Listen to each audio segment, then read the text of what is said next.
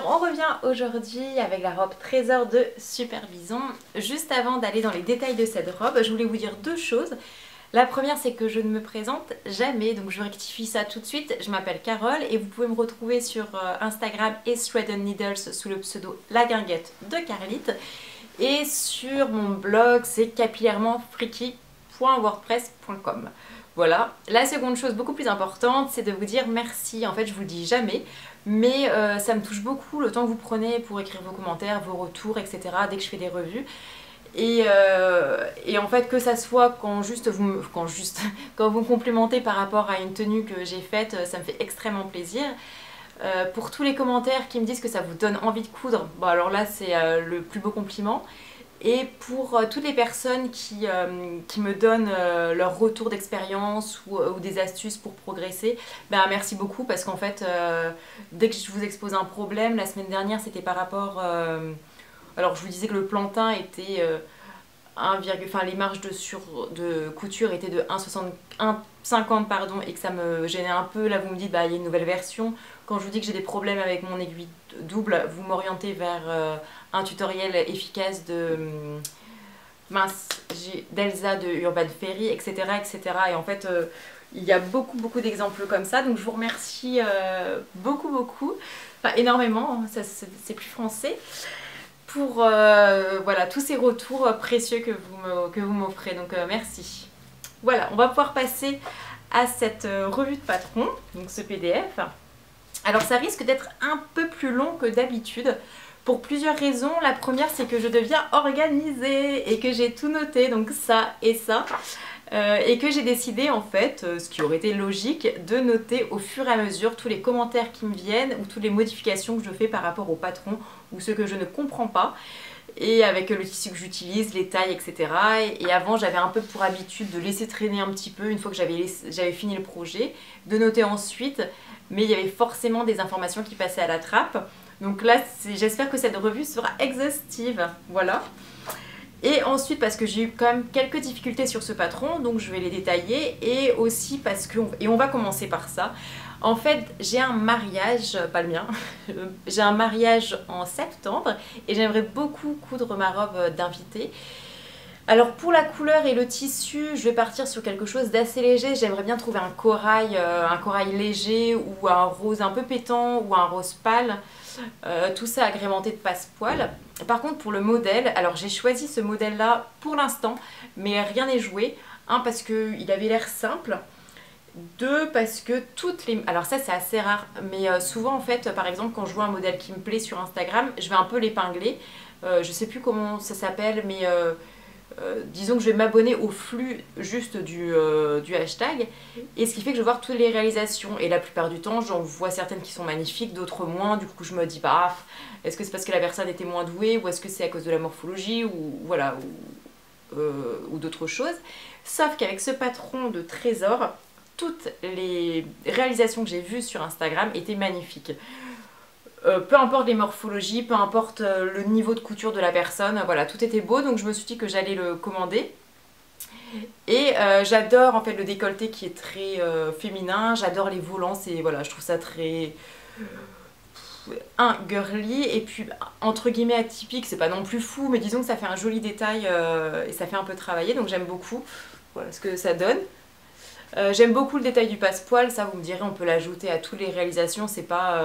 Là c'est vrai que tout le monde l'a rajouté presque sur les réalisations que j'ai vues sur Instagram, plus parce qu'en fait c'est préconisé dans le pas à pas, mais en fait oui on pourrait le rajouter partout en soi, c'est pas gênant. Donc je ne sais pas non plus si vous avez vu le dernier post de Along with Anna sur Instagram, où en fait elle a fait une cambi-dress, robe dont je ne suis pas forcément fan au premier abord, mais elle a rajouté un détail intéressant, c'est une ceinture avec un petit nœud sur le côté.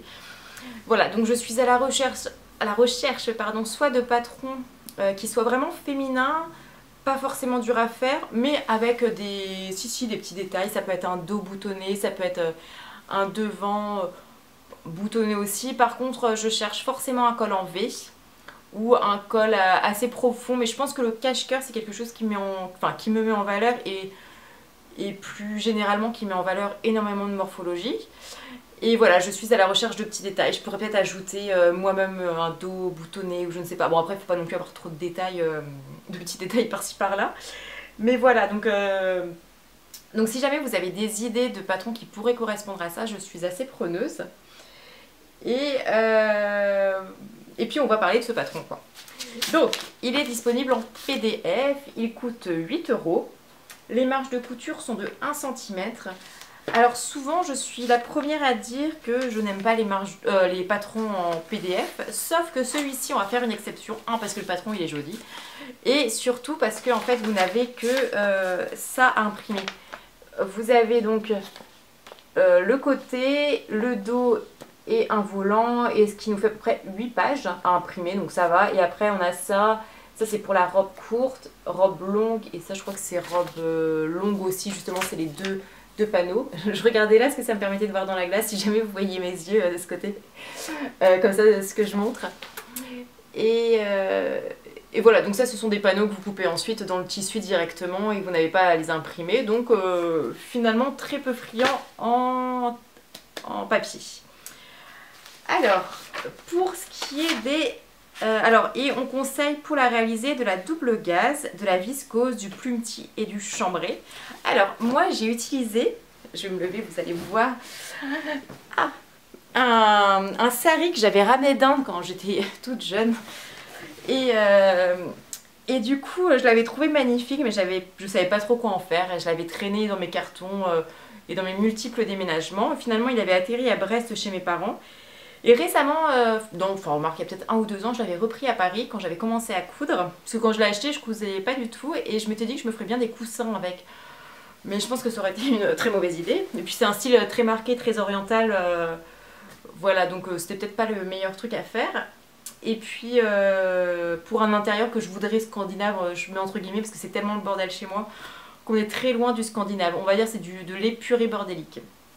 Et puis finalement j'en ai rien fait. Et là, je trouve que c'est assez joli. Alors par contre, cette robe, je vous ai montré les photos avec la robe longue, mais je vais la raccourcir, sauf que j'avais d'abord besoin de vos conseils avant de la raccourcir. Que je vous explique, je la garderai pas longue, ça c'est sûr. Sauf qu'en fait, on va parler détails juste après. Et est-ce que là où je vais demander aux expertes de m'aiguiller, est-ce que vous pensez qu'elle est trop grande pour moi? Est-ce que je peux juste raboter comme ça? Ou est-ce que finalement ça ne sera qu'une toile et il faudrait que je recoupe? Et si je recoupe, dans ce cas-là, j'ai assez de quoi faire encore un haut. Par contre, je doublerai avec un tissu différent parce que là j'ai tout doublé voilà, avec le sari. Et je ne voulais pas couper le bas, si jamais je dois le recoudre, autant que je découse tout, que je remette tout à plat et que je fasse tout aux bonnes dimensions directement. Donc on va pouvoir parler des dimensions tout de suite. Moi je l'ai réalisé sur plusieurs tailles entre guillemets. Alors à la poitrine, on nous dit que c'est la base pour choisir à chaque fois un haut. Je fais du 42. Donc j'ai choisi un 42 à la poitrine. Pour mes épaules, il s'avère que plusieurs patrons m'ont montré que je devais avoir une ligne poitrine-épaule qui était un peu plus petite que la moyenne et une ligne début de cou épaule plus petite également que la moyenne. Donc ce qui fait que maintenant aux épaules, je prends toujours une bonne taille en dessous facilement de la poitrine. Donc là j'ai pris un 42 à la poitrine et j'ai pris un 38 ici. Ensuite, pour ce qui s'avère, pour relier en fait notre épaule à la base ici de la poitrine, j'ai pris la courbe du 40 parce que je voulais pas que ça remonte trop ici et que ça... Enfin j'aime bien quand c'est dégagé quand même en dessous, surtout avec les volants, ça permet d'aérer tout ça en été. Et quand c'est trop collé, c'est quelque chose, enfin trop haut comme ça, c'est quelque chose qui a tendance à me gêner. En plus ça met en valeur le petit bourrelet ici. Et puis j'ai fait un 38 à la taille, juste ici. Donc ici j'ai pas une aisance folle. Cela dit, pour l'avoir porté toute la journée, ça me gêne pas. Disons que c'est ajusté et je ne suis plus du tout habituée au ajusté parce que depuis quelques mois, je ne porte presque plus que soit du jersey ou alors on va dire des robes chemises ou d'autres robes qui ne sont pas ajustées, qui sont en chaîne et trame et puis au final que j'ajuste avec juste avec une petite ceinture. Tiens. Voilà. Donc j'ai exactement respecté le tableau des mensurations. Alors je vais essayer de pas trop écarter quand je fais ça parce que sinon ça fait ça et en fait ça fausse les mesures. Sauf que je ne sais pas ce que vous en pensez. Quand je mets là, je peux quand même retirer plus ou moins 1 cm. Donc est-ce que je devrais avoir une taille en dessous? Et finalement quand je suis comme ça que je tire bien, c'est pas non plus choquant en fait ça. Bon par contre je trouve que les pinces, je sais pas trop ce que vous en pensez. Elles sont pas exactement centrées et je pense que la poitrine en tout cas ne nécessite pas de 42 mais un 40 au maximum. J'ai lu comme quoi cette robe taillait grand, donc je pense, et j'ai vu plusieurs personnes qui se sont dit bah moi je fais du 38 dans le commerce, je vais faire du 38 sur ce modèle. Alors normalement c'est pas quelque chose que je conseillerais parce que notre on va dire notre taille dans le commerce ne correspond pas à grand chose en couture et c'est un peu le luxe de la couture de pouvoir faire exactement quelque chose à notre taille. Sauf que dans ce patron j'ai été un peu embêtée pour rejoindre les lignes de couture. Alors je me l'explique pas trop et je pense qu'une fois quand ça sera tout simple sur un autre modèle je vous comparerai les deux. Mais voilà, j'arrivais pas à bien tracer 36, 38, je savais pas trop comment faire pour rejoindre ces lignes de couture. C'est un petit peu bizarre ce que je vous dis, mais ça m'a un petit peu perturbée également. Bon. Du coup, je sais pas ce que vous en pensez. Est-ce que je raccourcis? Est-ce que... Parce que là, ça choque un peu quand on fait comme ça, mais en vrai, quand elle est en mouvement, je vous laisse regarder pendant tout le podcast. Mais je pense pas que ça choque. En tout cas, moi, ça m'a pas sauté aux yeux quand je l'ai mise. Voilà, ça circule un peu. C'est pas désagréable. Voilà. Alors, ensuite, on va passer aux explications. Donc, comment ça se monte? Alors, vous faites les 2 pinces poitrine. Ensuite, vous avez vos 2 devants. Vous avez votre dos. Vous rejoignez par les épaules. Et ensuite, vous refaites la même chose avec votre doublure. Et ensuite, là, vous mettez le passepoil qui, normalement, se meurt juste à la jointure entre le devant et le dos. Sauf que moi, j'ai décidé de le mettre partout. Juste parce que je trouvais que le détail du dos, enfin c'était joli partout, donc je voyais pas l'intérêt forcément de le couper juste ici. Et après, une fois que vous faites ça, vous fermez le côté droit, puis vous fermez la doublure, comme ça de ce côté, de toute façon il n'y a pas de fermeture éclair, donc ça c'est bon. Et en fait, après vous faites les 2 panneaux de robe que vous laissez ouverts, que vous allez coudre à tout votre haut quand il est ouvert mais sans la doublure qui n'est pas encore prise en sandwich.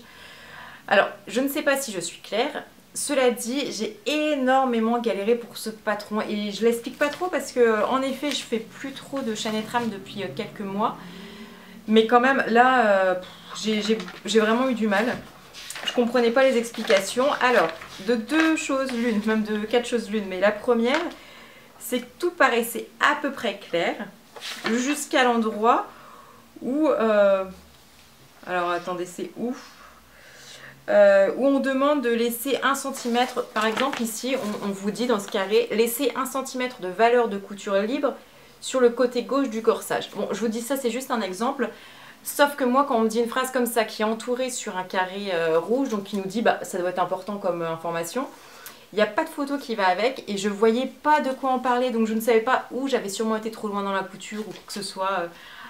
Alors je pense que je manque d'expérience, enfin, c'est même sûr, je manque d'expérience dans les robes ajustées puisque dans mon dressing, je n'ai aucune robe avec fermeture éclair invisible ou visible. C'est-à-dire que c'est quelque chose que j'ai proscrit parce que peut-être ça me faisait peur et là je me sentais en confiance et je me suis dit ça va le faire. Mais ce qui fait que moi j'ai jamais fait de haut doublé. Ah si, j'en avais fait une fois dans un burda, mais la plupart du temps non. Je mets des parmentures, mais je double presque jamais. Et je pose jamais de fermeture éclair invisible, ni visible d'ailleurs. Voilà, donc ça m'embête un peu de nous alerter sur un point et de ne pas mettre une photo correspondante. Et ça va arriver encore une page plus loin où on nous dit aussi, voilà, faites attention à ça. Et en fait, je sais pas de quoi on parle parce que j'arrive pas à le savoir. Je le retrouve pas là, mais c'est pas grave, c'était juste un autre exemple. Ensuite, alors ça c'est vraiment quelque chose qui m'agace. Ça par exemple, ici vous avez votre double casse bleu avec votre côté normal et votre extérieur et votre doublure. Et la doublure, elle est en bleu également. Sauf que franchement, on pourrait pas la faire dans une couleur un peu différente, un petit rose pâle, un petit rose, un orange, peu importe. Mais évidemment, je comprends que la créatrice ait voulu porter sa robe ensuite, se dit bah le bleu c'est quand même mieux, sauf que bah, peu importe le tissu, mais pourvu que nous on comprenne bien. Et moi je trouve que mettre une doublure de la même couleur que votre extérieur pour faire un pas à pas, c'est vraiment pas le plus logique. Et j'avais déjà eu quelque chose de similaire comme ça, c'était pour l'atelier Scamit, bon, qui avait déjà la gentillesse extrême de mettre un pas à pas gratuit sur leur site internet, mais simplement c'était un pas à pas sur du noir, enfin sur une réalisation en noir, et du coup bah moi je comprenais pas en fait où on avait mis les détails, etc. Enfin je trouvais ça un petit peu difficile à... pas sur mes patrons, donc je trouvais ça un tout petit peu difficile à comprendre, et là je trouve qu'on arrive un petit peu sur la même chose. Je trouve pas ça pratique à l'œil et je me suis beaucoup galérée. Et alors là où je me suis galérée, c'est qu'une fois qu'on a formé un côté, donc ça c'est sûr, on a notre doublure. De l'autre côté, on a notre doublure qui est libre, donc doublure de ça qui est libre par rapport à en bas. Mais du coup, quand ça, on doit le coudre devant, est-ce qu'on le coud avec la doublure? Est-ce que la doublure, on essaie de la laisser libre? Sauf que bah, ici, ça se rejoint, donc on ne peut pas vraiment laisser libre. Voilà, ça m'a posé beaucoup de questions et j'arrivais pas du tout à comprendre. Plus, si je vous ai menti tout à l'heure, j'avais déjà posé une fermeture éclair invisible sur une chardon. Et, mais bon, ça date vraiment d'un an facile et je n'ai jamais refait depuis. Donc ce qui fait que j'avais à peu près en tête comment ça se faisait, sauf que je trouvais les images pas très claires. Voilà, donc je trouve que ça aurait quand même été beaucoup plus simple de faire doublure. Je pense que ça aurait déjà résolu pas mal de mes soucis. Voilà. Ensuite, les modifications, pardon, j'ai bugué. Pour là, pour l'instant, j'ai fait une robe longue, mais comme je vous l'expliquais, je vais la raccourcir. Si jamais vous faites la robe longue, en fait, elle est constituée de 2 panneaux comme ça. Ce qui vous permet d'avoir une aisance pour marcher qui est plus confortable. Moi, il n'y a pas de souci, mais là, c'est quand même ça, un rendu plus aérien, ça sera plus joli. Donc moi, là, je l'ai juste fait en fronçant ici, mais j'ai pas froncé plus bas. Voilà, j'ai zappé cette étape que j'aurais pu faire. Ensuite, pour toutes les mini modifications, ici, ça j'ai fait, je les ai doublés. Normalement, vous devez les faire au point de bourdon. Sauf que mon tissu, en fait, il est vraiment transparent. Je pense que je me ferai un petit fond de robe. D'ailleurs, il y a quelqu'un qui a sorti, c'est l'usine à bulles qui a sorti un do it yourself pour faire votre propre fond de robe. Elle l'a sorti hier ou aujourd'hui, je sais plus. Donc voilà, je pense que je vais suivre son tuto parce qu'elle fait des tutos super intéressants et ça me permettra de ne pas doubler le bas de ma robe et de mettre juste mon fond de robe. Donc voilà, je vais vous parler des volants que j'ai doublés parce que mon tissu était très fin. Sinon, s'il avait eu un peu plus de tenue, j'aurais juste fait avec le point de bourdon parce que je trouvais le détail aussi intéressant. Et j'aurais pu mettre une couleur argentée, irisée, voilà, ça aurait fait joli. Mais je suis pas contre les doubler, c'est joli. Si jamais vous décidez de doubler les volants, on préconise dans le livret de rajouter 1 cm de marge de couture pour que ça aille un peu plus loin et que ça ait exactement la forme des vrais volants initiaux. Alors moi j'ai oublié, donc là vous avez les volants avec la vraie taille et sans les marges de couture en plus, voilà. Mais je trouve qu'ils sont très jolis. Après, quand je vais refaire, je pense que je referai avec 1 cm de marge en couture, ça ira un tout petit peu plus bas. Ça, je pense que ça change pas grand chose en soi. Après, ah oui, c'est assez terrible. Regardez-moi ça. Bah oui, on voit ma fermeture éclair qui est censée être invisible. Et pourtant, j'ai suivi le tuto. Donc je comprends pas ce que j'ai mal fait. Ça me perturbe un petit peu, ça. Après, je trouve pas que ça soit choquant. Voilà, elle est verte. Alors en plus, le vert, il est pareil. Il n'est pas pareil que celui-ci, mais voilà, ça me choque pas, c'est sur le côté. Par contre, si j'avais fait la même au dos, ça m'aurait un peu gêné. Est-ce que je vais la refaire? Alors, évidemment, juste j'attends vos retours. Est-ce que je fais un 38, un 40? 42, c'est trop grand apparemment. Donc je pense peut-être repartir soit sur tout un 40 pour m'éviter d'autres soucis, ou alors tout un 40, enfin 38, peut-être 40, peut-être repartir sur un 38, je sais pas. Si jamais vous savez pourquoi ça m'a fait ça, et pourquoi en fait on la voit, ça me gêne un peu, mais bon, rien de dramatique. Je pense que j'avais d'autres choses à vous dire. En tout cas, j'avais posté une vidéo, non, une photo hier en disant que j'avais du mal avec les explications. Et j'ai une lectrice qui m'a écrit que elle aussi.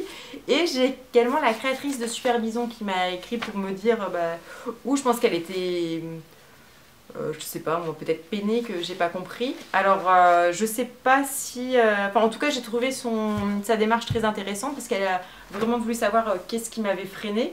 Je lui ai expliqué en détail ce qui pour moi n'était pas suffisant. Je sais même plus s'il était pour débutants ou pas, ce qui serait une information importante à vous dire.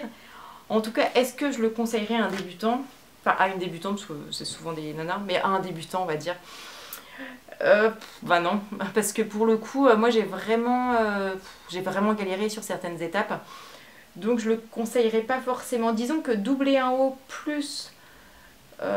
en fait, tout le haut, ça va. Moi, ce qui m'a vraiment dérangé, ça a été de mettre le jupon sur le corsage et de fermer avec la fermeture invisible. Encore que ça, c'était pas la partie la plus dure. C'était vraiment de savoir qu'est-ce qu'on faisait avec notre doublure qui n'était pas encore en place. Voilà. En tout cas, je prédis un bel avenir à cette robe parce que je la trouve quand même malgré tout magnifique et je suis très contente de l'avoir tentée. Et je n'hésiterai pas à la refaire avec ou sans jupon, à vrai dire, enfin volant, pardon. J'aime beaucoup. Écoutez, si jamais vous avez des retours à me faire, des conseils ou que sais-je, eh bien allez-y.